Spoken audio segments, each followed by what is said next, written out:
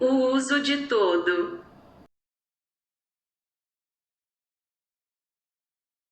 Before a singular noun, todo means every or everything. Eu corro todos os dias.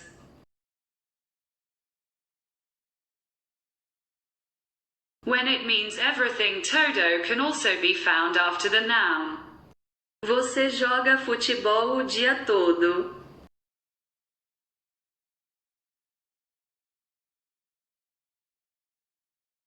When found before a plural noun, todo means all.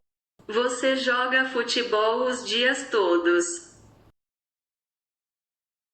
Todo, every, todo, all. When it comes before a noun, todo agrees with it. Nós jogamos o futebol toda manhã. We play football every morning.